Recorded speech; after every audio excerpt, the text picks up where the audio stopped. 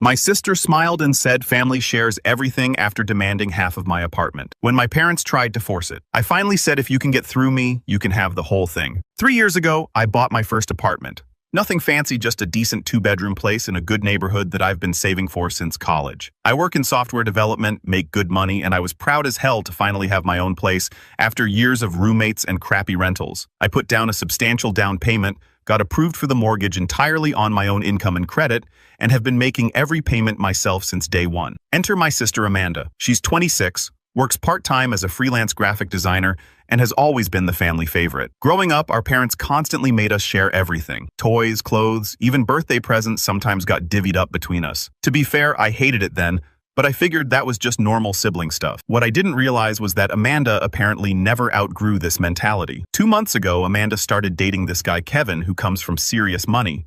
His family owns multiple properties, and Kevin mentioned offhandedly at a family dinner that his parents had bought him a condo when he graduated college. I could see the wheels turning in Amanda's head immediately. By the end of the evening, she was making comments about how unfair it was that I had my own place while she was still renting a studio apartment. At first, I thought she was just venting, but then the comments became more frequent and pointed. She started bringing up how we always shared everything as kids, how our parents taught us that family comes first, and how selfish it seemed for me to have a whole apartment to myself when she could really use the space and financial relief. The breaking point came 3 weeks ago during Sunday dinner at our parents' house. Amanda launched into this whole speech about family values and how she'd been thinking about our situation. She proposed that since I have a 2-bedroom apartment and she needs a place to live, the most logical and fair solution would be for me to add her name to the deed as a co-owner, not as a tenant paying rent, as an actual owner with a 50% stake. I laughed because I thought she was joking. She wasn't. Amanda had apparently been working on our parents for weeks before this dinner. She'd convinced them that this arrangement would be perfect for both of us. I'd have helped with the mortgage, she'd have stable housing, and it would bring the family closer together. She even had this whole presentation about how the apartment was technically large enough for 2 people and how we'd gotten along fine sharing space as kids. When I said absolutely not, the room went silent. My mom looked disappointed and said she'd hoped I'd be more open to helping family. My dad chimed in with concerns about Amanda's financial stability and how this could be a win-win situation. They made it sound like I was being unreasonable and selfish for not immediately agreeing to sign over half my property to my sister. I tried explaining that this wasn't like sharing toys as children. This is a mortgage I qualified for based on my income alone payments I've been making solo for 3 years and an investment I've worked incredibly hard for. I pointed out that Amanda has never contributed a single dollar toward the purchase, down payment, monthly payments, maintenance, or even utilities. The apartment is in my name only because it's mine. But my family kept pushing back. Amanda got teary-eyed talking about how hard it's been for her financially and how she just wants to feel secure. My parents brought up all the times we'd shared things growing up and how that had supposedly made us closer siblings. They suggested I was being influenced by materialistic thinking and forgetting what really matters in life. The guilt tripping has been relentless. I've gotten daily calls from my mom talking about family unity and how disappointed she is in my attitude. Amanda sends me articles about siblings who successfully shared property and how it strengthened their relationships. My dad keeps mentioning how much easier things would be if we just worked together on this. They've also started involving extended family. My aunt called last week to tell me she heard about our disagreement and thinks I should consider Amanda's proposal more seriously. Apparently, my sister has been spinning this as me being unwilling to help her when she's struggling, rather than her asking for half ownership of property she's never paid for. The most frustrating part is that they're treating this like some minor sibling squabble, rather than Amanda literally asking me to give her hundreds of thousands of dollars worth of equity for free. When I point this out, they say I'm obsessing over money and missing the bigger picture about family support. Amanda has even started showing up at my apartment uninvited measuring rooms and talking about how she'd arrange her furniture in her half of the space. She's mentioned looking into legal options to protect her interests since we're family and should have equal rights to family assets. I don't even know what that means, but it sounds ominous. I feel like I'm going crazy. Is this normal family behavior? Am I actually being selfish here? The constant pressure is wearing me down, and I'm starting to second guess myself, even though logically, I know this request is insane. My girlfriend thinks my family is completely out of line and that I should cut contact until they stop pressuring me. But these are my parents and my sister. I can't just write them off. At the same time, I can't comprehend signing over half my apartment to someone who's never contributed anything to it. Has anyone dealt with family members who feel entitled to your property? How do you handle this kind of pressure without destroying relationships? I'm honestly at a loss here. Update. Found out my parents have been consulting lawyers about forcing me to share my apartment. It's been 6 weeks since my original post about my sister Amanda wanting half ownership of my apartment, and things have taken a much darker turn than I expected. Thank you to everyone who commented. Reading your responses helped me realize I wasn't crazy for thinking the situation was completely inappropriate. After my last post, I decided to stand firm and told my family clearly that I would not be adding Amanda to my deed under any circumstances. I thought that would be the end of it, but I severely underestimated how far they were willing to push this. The pressure campaign intensified immediately.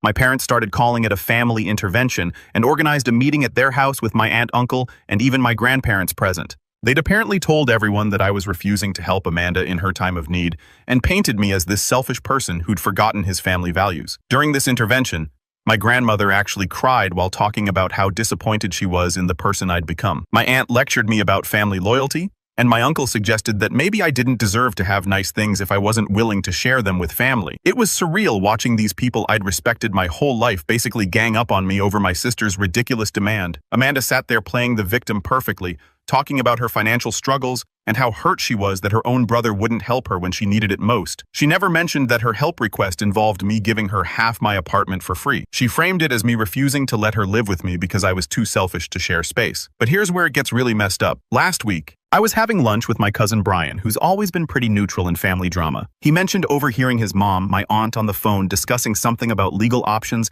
and family property rights. When I pressed him for details, he told me that my parents had apparently been asking around about whether there were any legal ways to force me to share ownership of my apartment with Amanda. This floored me. I immediately started thinking about what legal avenues they could possibly pursue, and it occurred to me to check if there had been any unusual activity regarding my property. I pulled my credit report and checked public records, and while I didn't find anything alarming, the fact that they were even exploring this option was a massive red flag. I decided to consult with a lawyer myself just to understand what I might be dealing with. The attorney I spoke with said that unless my parents had contributed to the purchase or were co-signers on the mortgage, they would have no legal standing to force any kind of ownership arrangement. However, she warned me about potential family manipulation tactics and suggested I secure all my important documents. That conversation motivated me to do some digging around my parents' house the next time I was there for dinner. While they were in the kitchen, I noticed some papers on my dad's desk that caught my attention. I know I probably shouldn't have looked, but one of them was clearly a consultation notes page from a law office. What I saw made my blood run cold. The notes included phrases like exploring adverse possession claims, family contribution arguments, and emotional distress considerations. There was also a section about constructive trust theories and something about promissory estoppel.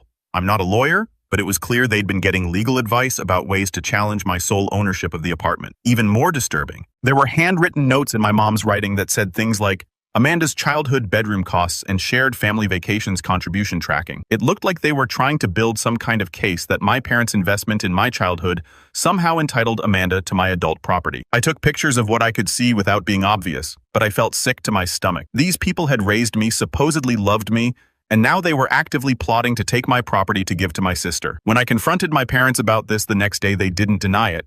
My dad said they were just exploring all options to help Amanda, and my mom insisted they weren't trying to hurt me. They just wanted what was fair for everyone. They claimed the lawyer had told them they didn't have a strong case anyway, but they'd wanted to understand their options. I asked them point blank how they could think it was acceptable to try to find legal ways to take my property. And my dad actually said, sometimes parents have to do difficult things to protect all their children, as if Amanda needing an apartment was somehow equivalent to a life-threatening emergency that justified stealing from me. Amanda was apparently aware of and supportive of their legal consultation. When I asked her about it, she said she thought it was proactive and showed how much our parents cared about her future. She still maintains that she deserves half the apartment because we're family and she needs the stability. The worst part is that they're all acting like I'm the unreasonable one for being upset about this. They keep saying they're just trying to find a solution that works for everyone, but their solution involves taking my property without my consent. I've now changed all my locks and secured all my important documents in a safety deposit box.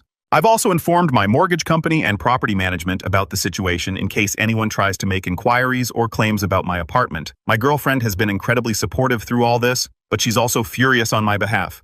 She keeps saying that this isn't normal family behavior and that I should consider cutting contact. Part of me knows she's right, but it's hard to accept that my own family would go this far. I'm not sure what their next move will be, but I'm prepared for whatever comes. I just never imagined that buying my own apartment would turn into a family war where my parents would literally consult lawyers about taking it away from me. Has anyone else dealt with family members who escalated property disputes to legal threats? I'm feeling pretty isolated right now since most of my extended family seems to be siding with my parents and Amanda. Update 2. 3 months later, family is threatening complete estrangement if I don't give in.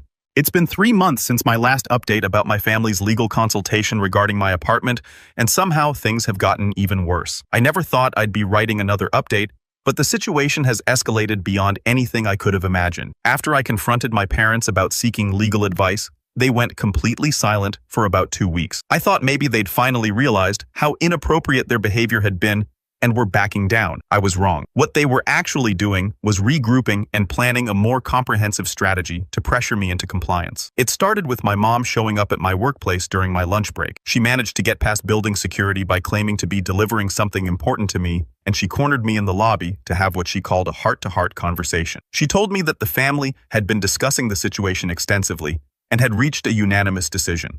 Either I agreed to share ownership of my apartment with Amanda, or I would no longer be welcome at family gatherings, holidays, or any family events. She framed this as everyone being disappointed in my selfishness and needing to protect Amanda from further emotional harm. When I pointed out that this was essentially extortion, my mom broke down crying in the middle of my office lobby, saying I was breaking her heart and that she never raised me to be so cruel to my own sister. The whole scene was mortifying, especially since several of my coworkers witnessed it. That evening, I received a group text message that had been sent to our entire extended family. The message sent from my dad's phone announced that I had chosen to prioritize material possessions over family relationships, and that effective immediately, I was being excluded from all family functions until I came to my senses and did the right thing by Amanda. The text included details about how Amanda was struggling financially and emotionally, how my refusal to help her was causing the whole family distress, and how my selfishness was tearing apart our previously close-knit family. It asked for everyone's support in helping me understand the error of my ways. Within hours, I was getting calls and messages from aunts, uncles, cousins, and family friends. Some were sympathetic and confused about the situation, but others had clearly bought into my parents' narrative completely. My uncle Robert left me a voicemail calling me a disgrace to the family name.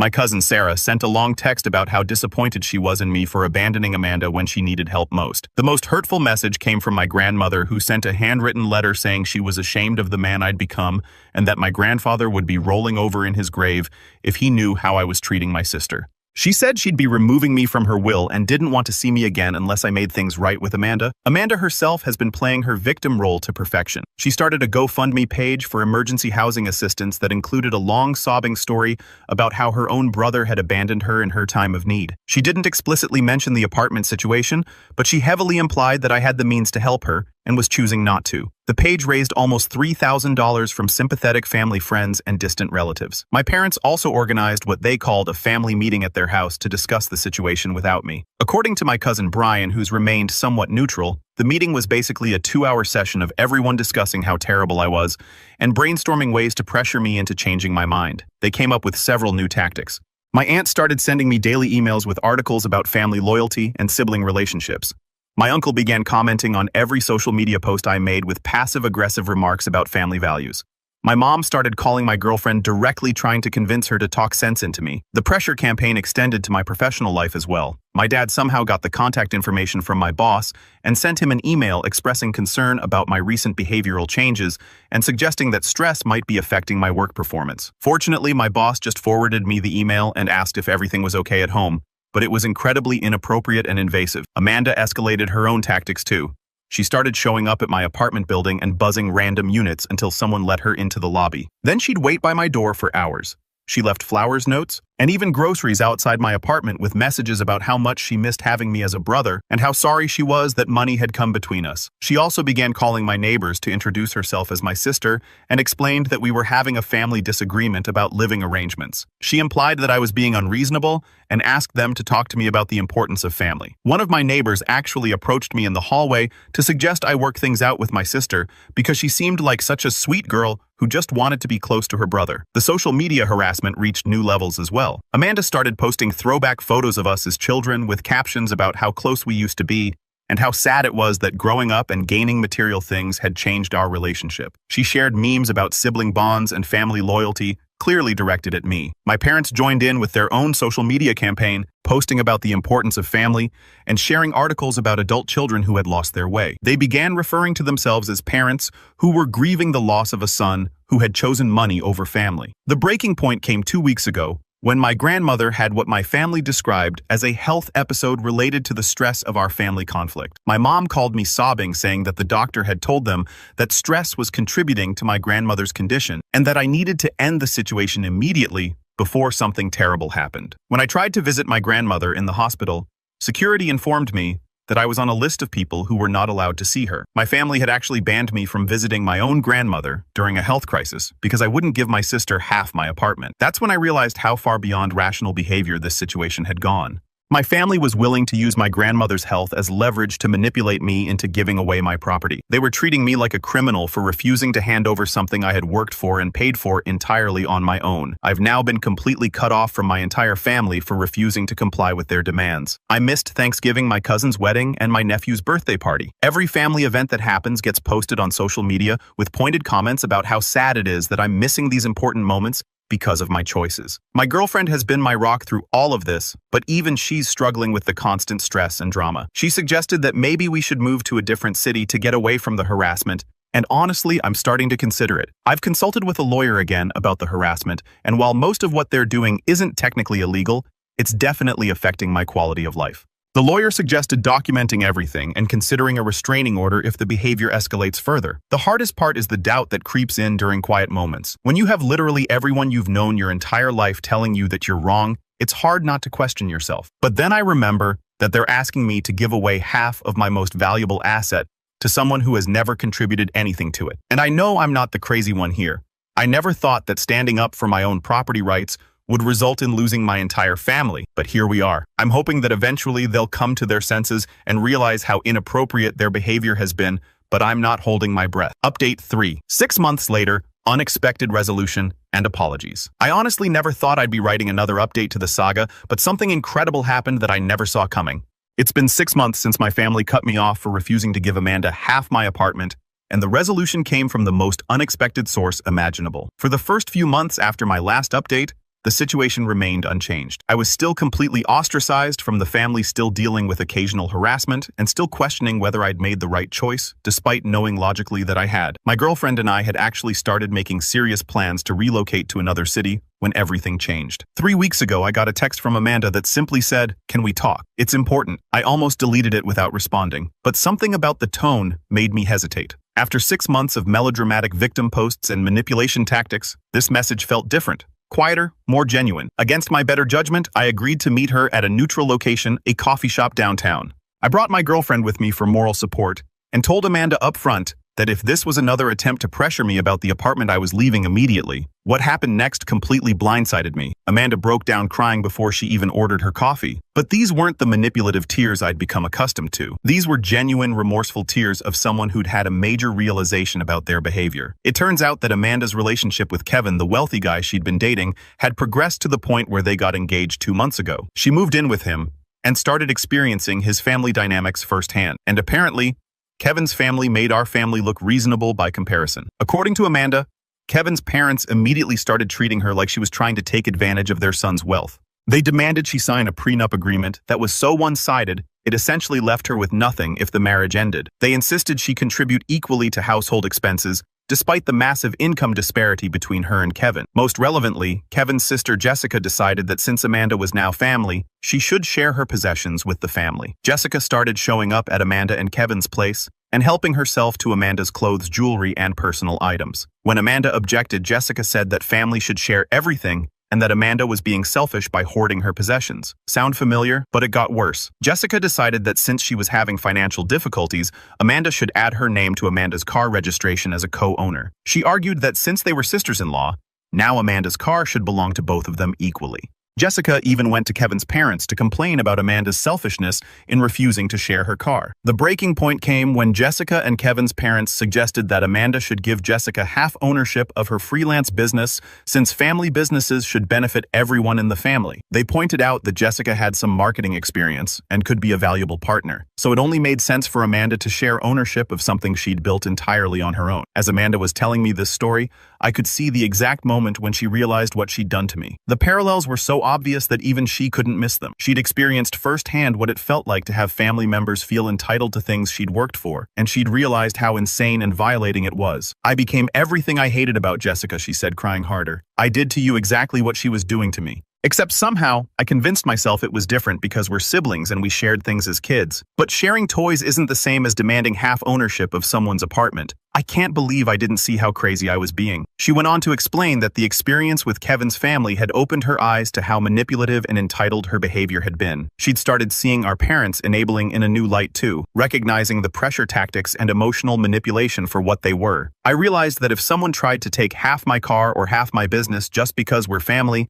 I'd think they were insane, she continued. But somehow I convinced myself that your apartment was different because I needed it more than you needed to keep it all to yourself. I was so focused on my own problems that I completely ignored how hard you'd worked for what you have. The conversation lasted for 3 hours. Amanda apologized profusely, not just for demanding ownership of my apartment, but for the entire campaign of harassment and manipulation that followed. She acknowledged that she'd weaponized our entire family against me and had played victim to justify her increasingly unreasonable behavior. Most importantly, she told me that she'd broken up with Kevin after realizing that his family's entitlement issues were probably genetic and that she didn't want to spend her life dealing with people who thought other people's possessions were communal property. But Amanda's apologies were just the beginning. She told me that she'd also had a long conversation with our parents about their behavior.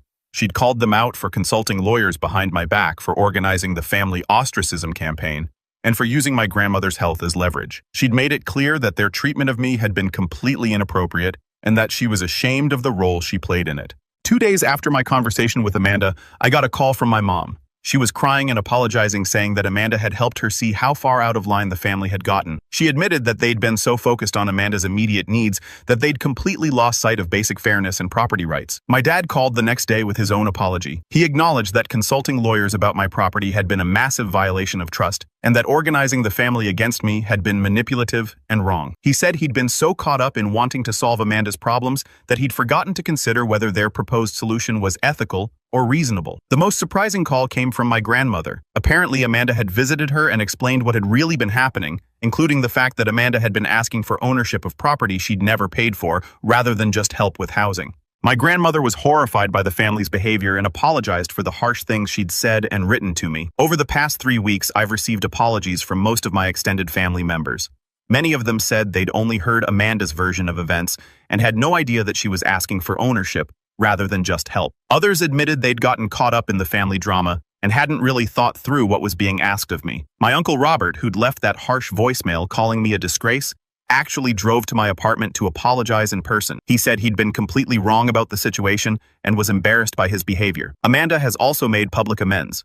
She shut down her GoFundMe page and refunded the donations, explaining to contributors that she'd misrepresented the situation and that her family conflict was actually her fault. She posted on social media acknowledging that she'd been entitled and manipulative and thanking me for standing firm even when it cost me relationships. Most importantly, she's been standing up to our parents when they try to fall back into old patterns of enabling her or pressuring me. When my mom suggested that maybe I could still help Amanda find a nice apartment, since we're talking again, Amanda immediately shut that down and told our parents that my housing situation was none of their business. We're rebuilding our relationship slowly. Amanda has been going to therapy to work on her entitlement issues and her tendency to manipulate people when she doesn't get what she wants. She's gotten a full-time job and found her own apartment, which she's paying for entirely herself. My relationship with my parents is also improving, though there's still work to be done. They're both in therapy as well, trying to understand how their favoritism and enabling created such a toxic family dynamic. They've committed to treating their children more equally and to never again pressuring one child to give up their possessions for another child's benefit. The irony isn't lost on any of us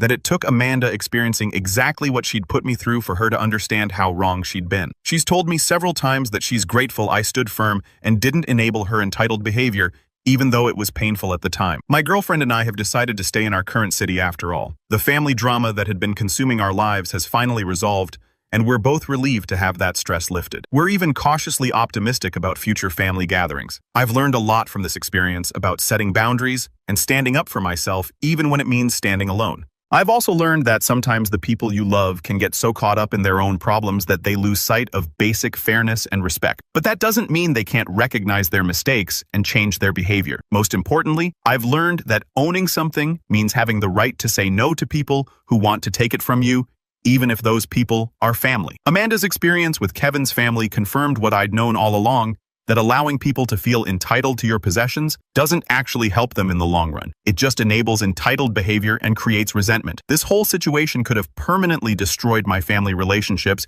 and I'm grateful that it didn't. But I'm even more grateful that I stood my ground and refused to give in to the pressure, because doing so ultimately forced everyone involved to confront their toxic behaviors and make real changes. To anyone dealing with family members who feel entitled to your property or possessions, it's okay to say no, even if it causes conflict. Sometimes, standing up for yourself is the most loving thing you can do for everyone involved, even if it doesn't feel that way at the time. Amanda and I are planning to have dinner next week at her new apartment that she found and is paying for all by herself. And my deed still has exactly one name on it: mine.